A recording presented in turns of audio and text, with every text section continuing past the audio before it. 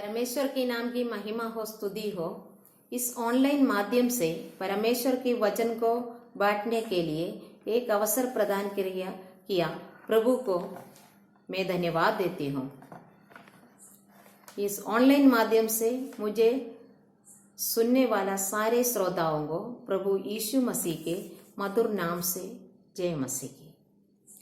आज की वचन की मनन के लिए एक वचन पढ़ना चाहती हूँ। पवित्र शास्त्र से नीति वचन की पुस्तक 31 अध्याय उसका 30वां पद। शोभा तो झूठी और सुंदरता व्यर्थ है, परंतु जो स्त्री यहोवा का भय मानती है उसकी प्रशंसा की जाएगी। आइए हम प्रार्थना करें। सर्वशक्तिमान दयालु पिता परमेश्वर, हम धन्यवाद देते, स्तुति करते प्रभु जी सुंदर समय के लिए। प्रभु जी आज का वचन की मनन के लिए एक वचन पढ़ा। प्रभु जी ये वचन को आप हाथ में समर्पित करते, मुझे आप हाथ में समर्पित करते। वचन से बोलने के लिए सहायता करना, सुनने वाला सब आशीषित होने पाए। यीशु मसीह के नाम से मांगती हूँ, आमीन। ये वचन में लिखा है, जो स्त्री यहोवा का भय मानती है उसकी प्रशंसा की जाएगी।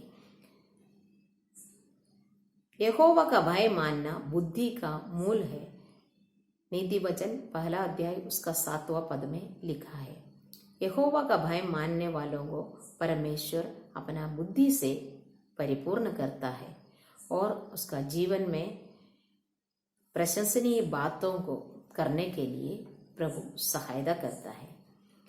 तो वचन में, बाइबल में कई स्त्रियों के बारे में हम देखते हैं, वो प्रशंसा की पात्र बन गया है। उनका विश्वास की मजबूत के कारण, नहीं तो वो कुछ बातों के लिए सक्षम होने के कारण, नहीं तो बुद्धि स्त्री होने के कारण, नहीं समझदार होने के कारण परमेश्वर ने उनका नाम को ऊंचा किया है। आइए हम देखते हैं, निर्गमन की पुस्तक में एक स्त्री के बारे में लिखा 2 अध्याय में हम पढ़ेंगे। 2 अध्याय उसका 1 और 2 पद पढ़ेंगे। लेवी के घराने के एक पुरुष ने एक लेवी वंश की स्त्री से विवाह कर लिया। वह स्त्री गर्भवती हुई और उसके एक पुत्र उत्पन्न हुआ, और यह देखकर कि यह बालक सुंदर है उसे 3 महीने तक छिपा रखा। ये स्त्री का नाम लिखा है 6वीं अध्याय उसका 20 पद में लिखा है योकेबेद, अमराम की पत्नी योकेबेद। योकेबेद उसने अपने जीवन में एक साहस उठाया, क्योंकि परिस्थिति ऐसे था, जो इस्राएली लोग मिस्र देश में बंधुआई में थी, उसी समय इस्राएली लोगों का संख्या बढ़ते जा रहे थे। उस कारण मिस्र के लोग और मिस्र की राजा फरो डर गए हैं। इसलिए फरो ने एक आज्ञा निकाली, 2 दाइयों का आज्ञा दी, जब इब्री स्त्रियां बच्चे को जन्म देंगी तब लड़का हो तो तुरंत मार डालना। लेकिन ये दाई स्त्रियां परमेश्वर का भय मानती थी, उस कारण उन लोग कोई लड़कों को नहीं मारा। ये बात फरो को पता चला। फरो ने उनको बुलाकर पूछा तो उन लोगों ने ये बात बताया, इस्राएली स्त्रियां बहुत फुर्तीली है, वे लोग हम पहुंचने के पहले बच्चे जन्म देते हैं। तब फरो ने एक आज्ञा दी, इब्रियों की जितने बेटे उत्पन्न हो उन सबों को तुम नील नदी में डाल देना और सब बेटियों को जीवित रहने देना। तब इस परिस्थिति में, इस आज्ञा निकलने के बाद ये स्त्री ने एक बच्चे को जन्म दिया, योकेबेद ने। तो बच्चा सुंदर था। उसने अपने जीवन में एक बड़ा साहस काम किया है। एक करेजस लेडी थी, तो उनने अपना मासूम बच्चे को बचाने के लिए 3 महीने तक बच्चे को छुपा के रखा, और 3 महीने के बाद सरकंडों से एक टोकनी बनाकर उसके अंदर बच्चे को लिटाकर नील नदी में डाल दिया।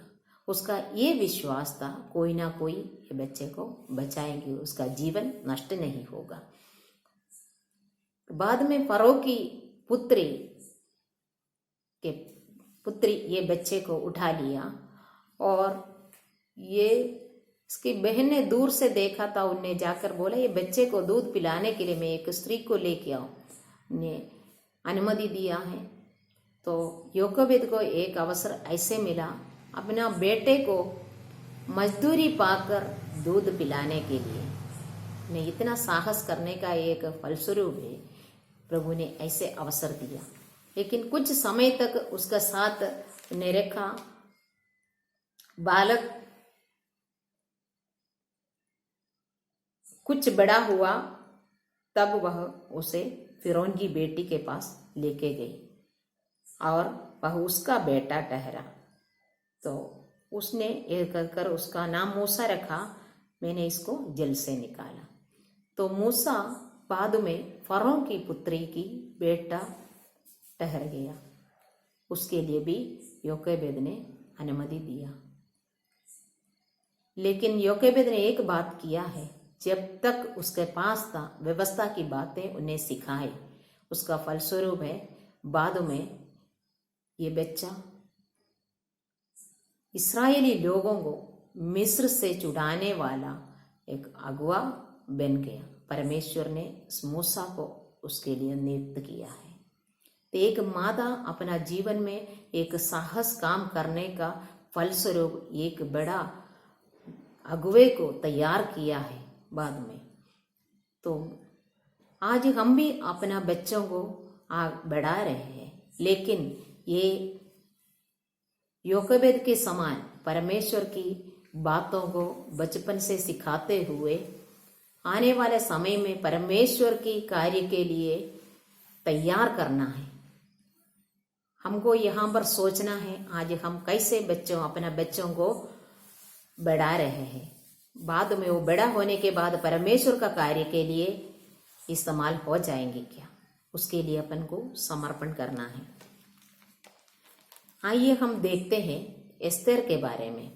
एस्तेर जो है वो भी बंधुआई में थी, लेकिन परमेश्वर ने उसको वहां श्रेष्ठ राजा का रानी बनने का अवसर प्रदान किया।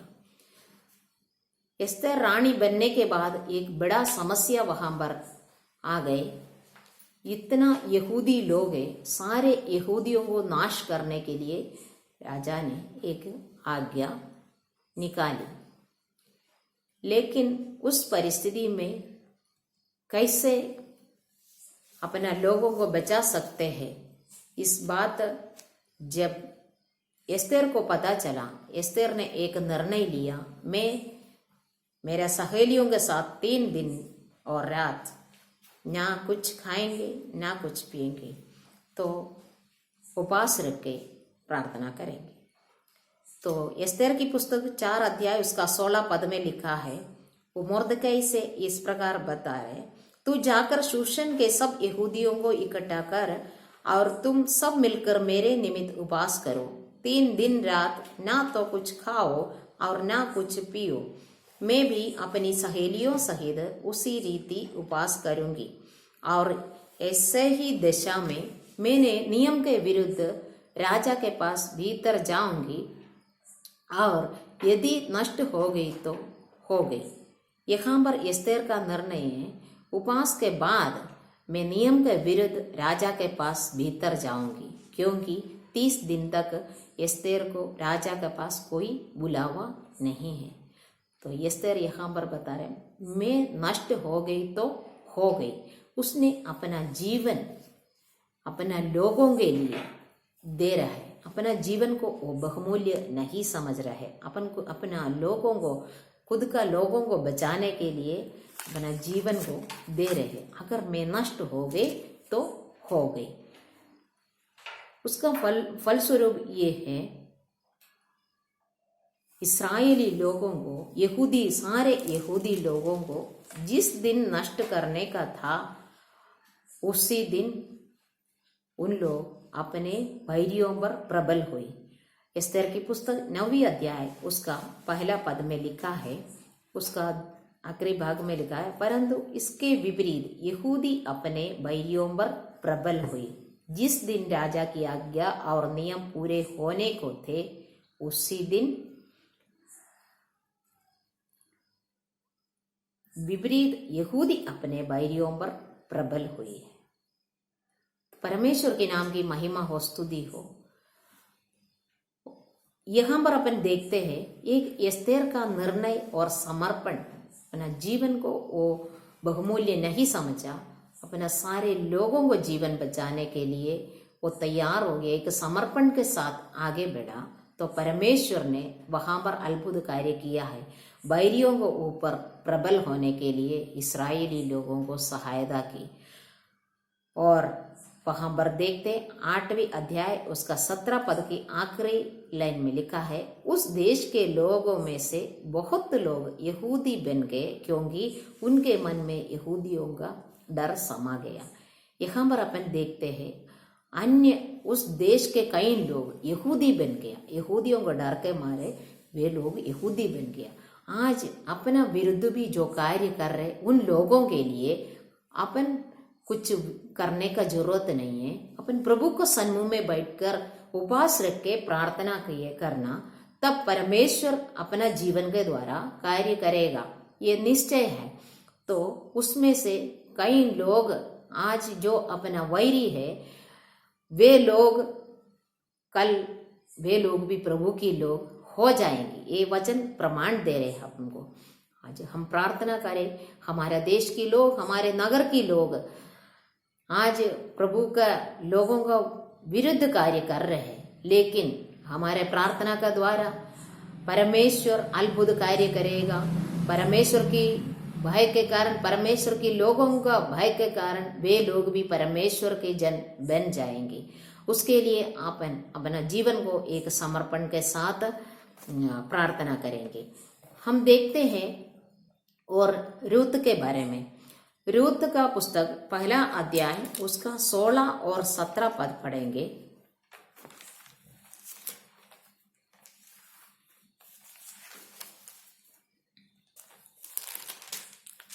रूत बोली, तू मुझसे यह विनती ना कर कि मुझे त्याग या छोड़कर लौट जा, क्योंकि जिधर तू जाए उधर मैं भी जाऊंगी, जहां तू टिके वहां मैं भी टिकूंगी। तेरे लोग मेरे लोग होंगे और तेरा परमेश्वर मेरा परमेश्वर होगा। जहां तू मरेगी वहां मैं भी मरूंगी और वहीं मुझे मिट्टी दी जाएगी। यदि मृत्यु छोड़ और किसी कारण मैं तुझसे अलग होऊं तो यहोवा मुझसे वैसा ही वरन उससे भी अधिक करे।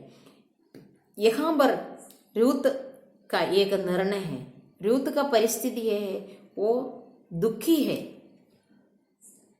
वो परिवार में 3 विधवा हो गई है, लेकिन नवोमी ने इस प्रकार बताया, आप लोग अपना घर वापस चले जाना, मैं यरूशलेम वापस जाऊंगी। परमेश्वर ने मेरे साथ ऐसे कार्य किया है। आज मेरा जीवन बहुत दुखित अवस्था में है। आप लोग मेरे साथ आ गए तो तुम्हारे लिए कोई आशा नहीं है, तो तुम लोग अपना अपना घर वापस जाना। लेकिन उसी समय रूत ने एक निर्णय लिया है। रूत ने बोला, क्योंकि जिधर तू जाए उधर मैं भी जाऊंगी, जहां तू टिके वहां मैं भी टिकूंगी। तेरे लोग मेरे लोग होंगे और तेरा परमेश्वर मेरा परमेश्वर होगा। ये दुख का समय अपना दुख को बड़ा नहीं समझा। वो अपना दुख का समय में भी, इतना बड़ा दुख का समय में भी अपना सांस के बारे में उन्हें चिंता किया, सांस के साथ विश्वास योग्य रहा, क्योंकि उसके लिए अभी कोई है नहीं। सांस के साथ विश्वास योग्य रहा। उसके कारण रूत के लिए परमेश्वर ने एक अच्छा भविष्य तैयार किया। एक बोवस के साथ उसका ब्याह होने के लिए और यीशु मसीह का परदादी बनने के लिए रूत को अवसर दिया है। हम देखते हैं ये नवोमी जो रूत का सास थे, उनका जीवन में कई समस्या हो गई। पहले यरूशलेम में रहते थे, वहां से अन्य देश में जो मोवाब देश में चले गए थे, वहां पर उनका पति, दोनों बेटे उनके नष्ट हो गया। लेकिन एक बात वहां पर अपन देखते, एक रूत को बचाने के लिए परमेश्वर ने नवोमी को इस्तेमाल किया है, क्योंकि रूत एक अन्य जाति मोवाबिन स्त्री थी। मोवाबी लोग कभी परमेश्वर की उपस्थिति में आने का योग्य नहीं है, लेकिन अयोग्यता से योग्य बनाने के लिए परमेश्वर सामर्थ्य है, ये वचन हमको सिखाते हैं। उसके लिए एक कारण हुआ नवोमी। जरूर नवोमी का घर में कुछ नष्ट हुआ, दुख हुआ, लेकिन एक अन्य जाति स्त्री परमेश्वर की जन बनने के लिए परमेश्वर ने सहायता की। और रूत भी नवोमी का परमेश्वर को अपना परमेश्वर मान लिया, उसके कारण उसको भी एक उत्तम भविष्य मिला है। तो रूत वहां पर अपना दुख को भूलकर अपना सांस के साथ जाने के लिए निर्णय लिया है। उनका जीवन में परमेश्वर ने अद्भुत कार्य किया। और 4 अध्याय उसका 14 पद में लिखा है, तब स्त्रियों ने नवोमी से कहा, यहोवा धन्य है जिसने तुझे आज छुड़ाने वाले कुटुंबी के बिना नहीं छोड़ा, इस्राएल में इसका बड़ा नाम हो। और यहाँ पर स्त्रियों ने नवोमी को इस बात बता रहे हैं, जिसने तुझे आज छुड़ाने वाले कुटुंबी के बिना नहीं छोड़ा। जरूर जीवन में नष्ट हुआ, लेकिन नवोमी को वापस यरूशलेम में आने के लिए एक उत्तम भविष्य को देखने के लिए परमेश्वर ने अवसर दिया है। मैं प्रभु को धन्यवाद देती हूँ। आज हमारा जीवन में भी कई दुख, तकलीफ, क्लेश सब अपना जीवन में, अपना परिवार में होते हैं, लेकिन वो दुख का वेले में अब ये बात समझना, इसके पीछे परमेश्वर की एक बड़ा योजना है। एक रूत को बचाने के लिए नवोमी ने अपना जीवन में दुख उठाया है। तो उसी प्रकार हम भी कहीं परिस्थिति में होकर जाते समय परमेश्वर की उस योजना को समझने के लिए अपने आप को प्रभु का हाथ में समर्पित करें। अपने द्वारा प्रभु अनेक अन्य लोगों को प्रभु को सन्मुख में आने के लिए वो योग्य नहीं है, उसको भी लेके आने के लिए हमको इस्तेमाल करेंगे। प्रभु के कार्य को प्रभु अपन को इस्तेमाल करने के लिए अपना जीवन को प्रभु का हाथ में समर्पित करें। प्रभु सबको सहायता करने पाए। हम देखते हैं एक राहाब के बारे में, यहोशू की पुस्तक उसकी 2 अध्याय में एक राहाब के बारे में देखते हैं। वो एक वेश्या थी, लेकिन उसने अपना जीवन में जोखिम उठाया है। ये है, यहोशू ने 2 भेदियों को यरीहो के बारे में पता करने के लिए भेजा, लेकिन ये 2 भेदियों को ये स्त्री ने अपना घर में रखकर, सुरक्षित रखकर उन्हें बचा लिया है। राजा ने जो लोगों को भेजा, लेकिन उन लोगों को बोला उन लोग चले गए होंगे, आप लोग जल्दी उसका पीछा कर उनको शायद मिल जाएगा। उसी प्रकार ये दोनों इस्राएली भेदियों को सुरक्षित रखने के कारण राहाब को और उसका घराने को जीवित रहने के लिए अवसर मिला। यहोशू की पुस्तक 6वीं अध्याय उसका 17 पद में इस प्रकार लिखा है, और नगर और जो कुछ उसमें है यहोवा के लिए अर्पण की वस्तु ठहरेगी। केवल राहाब वेश्या और जितने उसके घर में हो वे जीवित छोड़े जाएंगे, क्योंकि उसने हमारे भेजे हुए दूतों को छिपा रखा था। इस कारण यहाँ पर अपन देखते हैं राहाब और उसका घराने के लोग जीवित रह गया है। इसने अपना जीवन में बड़ा जोखिम उठाया है। आज हम भी हमारा घराने के लोगों को बचाने के लिए जोखिम उठाना पड़ता है। कई समस्या अपने सामने आते हैं, समस्या को सामना करने के लिए परमेश्वर हमें सहायता करता है। जब अपन जोखिम उठाते हैं, अपने साथ परमेश्वर अपने साथ हैं और अपना सहायता करता है, ताकि अपने द्वारा अपना परिवार के लोग भी नाश ना हो अनंत जीवन पाए।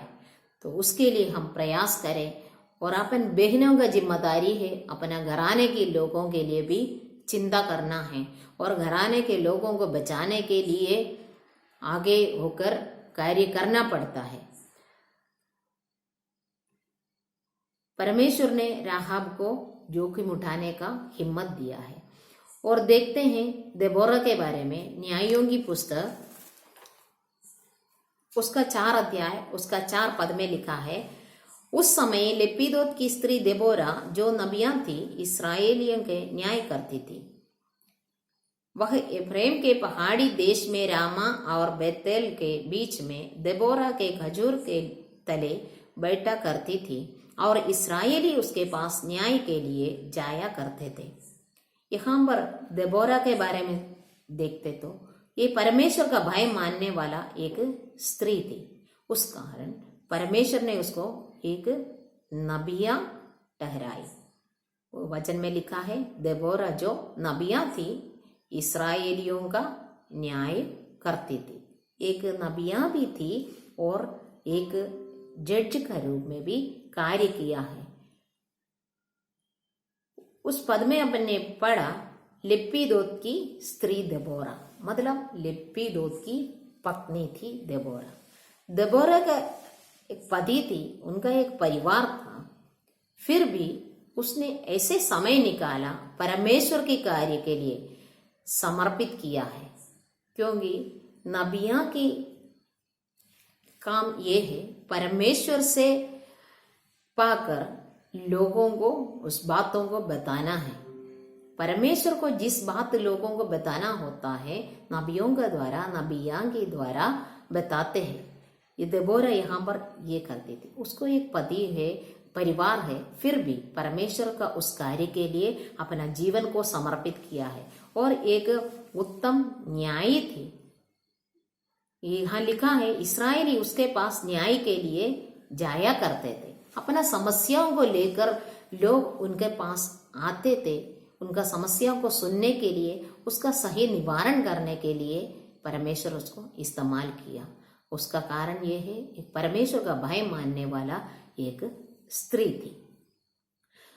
अगले अपन देखेंगे अबीगैल के बारे में।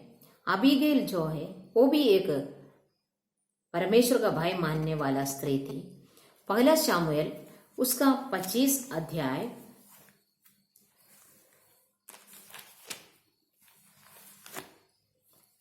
उसका 32 से लेकर 34 तक पढ़ेंगे। दाऊद ने अबीगैल से कहा, इस्राएल का परमेश्वर यहोवा धन्य है जिसने आज के दिन मुझसे भेंट करने के लिए तुझे भेजा है, और तेरा विवेक धन्य है और तू आप भी धन्य है कि तूने मुझे आज के दिन खून करने और अपना बदला आप लेने से रोक लिया है।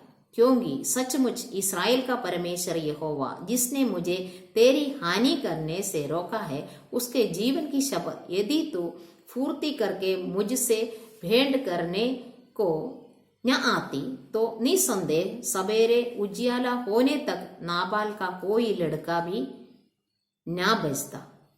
यहाँ पर ये अबीगैल का पति नाबाल एक दुष्ट व्यक्ति थी। इसने दाऊद की लोगों को उनके साथ बुराई किया। दाऊद और उनका लोगों ने नाबाल की लड़कों के साथ, उनकी भेड़ बकरियों को चराने वालों के साथ भलाई किया है, लेकिन उसने भलाई के बदले में बुराई किया है। ये बात अबीगैल को जब पता चला, अबीगैल फुर्ती से दाऊद को भेंट करने के लिए निकली। ने उसके लिए फुर्ती से तैयारियां की, भोजन की वस्तुएं तैयार की और अपने सेवकों के साथ निकल गया। और जब दाऊद मिला, अबीगैल अपना सवारी से उतर कर भूमि पर सिर झुका के दंडवत किया है और उनसे विनती की, माफी मांगी। उसके कारण क्या हुआ, अब नाबाल के सारे लड़का बच गया है। एक अबीगैल का निर्णय के कारण उसका दुष्ट पति से है ना उनका लोगों को बचाने के लिए अवसर हुआ है, क्योंकि दाऊद का गुस्सा बहुत ज्यादा हो गया था। दाऊद ने ये निर्णय लिया था, किसी एक लड़का को भी मैं जीवित नहीं छोड़ू, तो नाबाल का एक लड़के को भी जीवित नहीं छोड़ो। इसी प्रकार दाऊद ने निर्णय लिया था, लेकिन अबीगैल जाके उसे भेंट करने के द्वारा उनका गुस्सा ठंडा हो गया। वो खून करने में से उनको रोक लिया है। तो दाऊद यहाँ पर स्वयं बता रहा है, आज के दिन खून करने और अपना बदला आप लेने से रोक लिया है। अबीगैल ने वहां वो विवेक से काम किया। यहाँ पर लिखा है, तेरा विवेक धन्य है।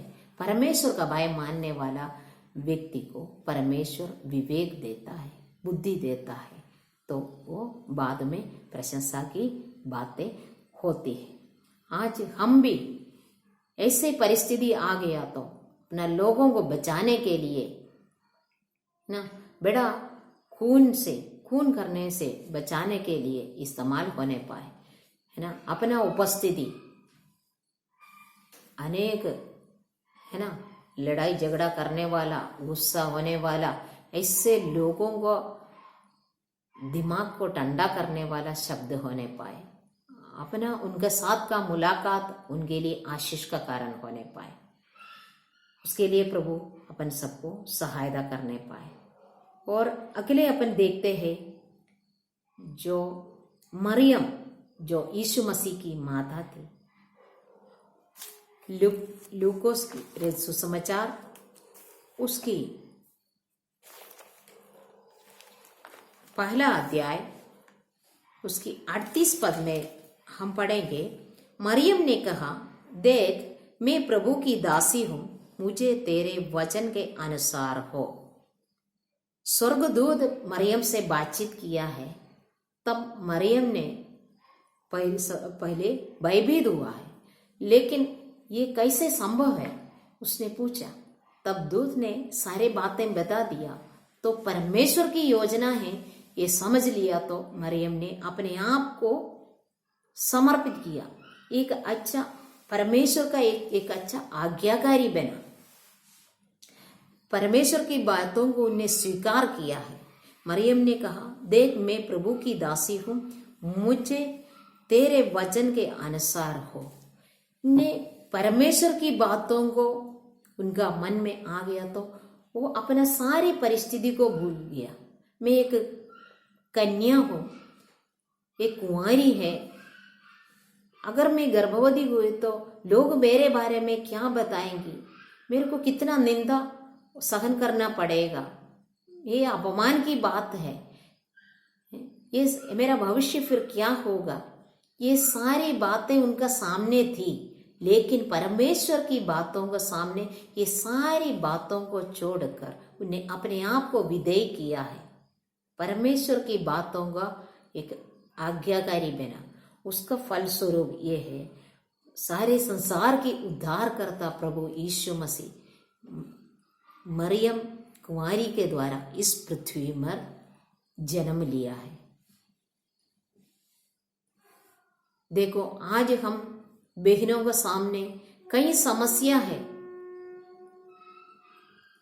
यीशु मसीह के बारे में किसी को बताने के लिए, है ना, किसी एक व्यक्ति को बचाने के लिए जब अपन दूसरों को वचन सुनाते हैं, बताते हैं, उस समय अपना जीवन में कई समस्या सामने आते हैं, निंदा की बातें आते हैं, अपमान की बातें आते हैं, लेकिन वहां अपन परमेश्वर की आज्ञा को पूरा कर रहा है कि नहीं, ये हमको सोचना है। परमेश्वर जिस कार्य के लिए हमें चुना है, उस कार्य को पूरे करने के लिए, पिता परमेश्वर की इच्छा को पूरी करने के लिए अपने आप को समर्पित है क्या नहीं, हमको देखना है, सोचना है, क्योंकि पिता की आज्ञा को मानना है। मरियम ने यहाँ पर परमेश्वर की बातों को मान लिया है, अपने सारी बातों को भूल गया है, आने वाला समस्या को ने नहीं सोचा है। आज अपन कई बार परमेश्वर किन बात के लिए अपन को चुना है, परमेश्वर हमसे बातचीत करते हैं, अपन अपना बुद्धि के अनुसार सोचते हैं, बुद्धि के अनुसार कार्य करते हैं। उसका कारण क्या है? परमेश्वर जैसे चाहते हैं वैसे कार्य पूरा नहीं होते हैं। कई बार अपन अपना बुद्धि का सहारा लेते हैं, क्योंकि हमारा बुद्धि ये बातें बोलते हैं, आज तुम ऐसे निकले तो तुम सबके सामने बदनाम हो जाएंगी, सभी लोग तुम्हारा निंदा करेंगी, अपमान करेंगी। आज हम ये सारी बातों को सोचकर परमेश्वर जो कार्य सौंपता है पूरी रीति से नहीं कर पाते। ये परिस्थिति में हमको ये ध्यान रखना है, परमेश्वर का कार्य को ईमानदारी से, है ना, आज्ञाकारी बनकर करना है, मरियम का समान। और अकेले एक व्यक्ति को अपन देखते हैं, मगदलिनी मरियम जो है, उसका जीवन में यीशु मसीह ने अद्भुत कार्य किया है, उन्हें बचाया है ना। उसने यीशु मसीह से उतना प्रेम किया है, उनका प्रेम इतना था यीशु मसीह के साथ। जब उनका जीवन में परमेश्वर का कार्य होने के बाद जहाँ यीशु मसीह और चेले लोग जाते थे, उनका सेवा करने के लिए हमेशा तत्पर रहते थे। और जब यीशु मसीह का मृत्यु का समय हुआ है तो यीशु मसीह को कालवरी क्रूस पर चढ़ाया, तो यीशु मसीह का प्राण छोड़ने समय तक वहां पर वो खड़ी रही। अन्य स्त्रियां भी उनके साथ थी, लेकिन जहां पर भी अपन देखते हैं सबसे पहले मगदलिनी मरियम के नाम लिखा है। और जो यीशु मसीह का पुनरुत्थान का समय, सबसे पहले भोर का समय अंधेरा था, उसी समय वहां पर मगदलिनी मरियम और उसके साथ और सलोमी अन्य स्त्रियां वहां पर पहुंच गई। वहां पर भी मगदलिनी मरियम का नाम सबसे पहले लिखा है, क्योंकि यीशु मसीह के साथ उसका प्रेम इतना था, क्योंकि यीशु मसीह ने उसका जीवन में अद्भुत कार्य किया है। और बाद में चेले लोगों के साथ, प्रेरित लोगों के साथ भी सेवकाई में उन्हें मदद किया। प्रभु की सेवकाई के लिए एक निर्णय लेकर अपना जीवन को समर्पित करते हुए उन्हें निकला है, और सबके लिए एक आदर्शमय जीवन उसका था, क्योंकि यीशु मसीह का मृत्यु का अंतिम समय तक उन्हें वहां नहीं छोड़ा। और यीशु मसीह का पुनरुत्थान का सबसे पहले मगदलिनी मरियम पहुंच गया, सबसे पहले यीशु मसीह उससे बातचीत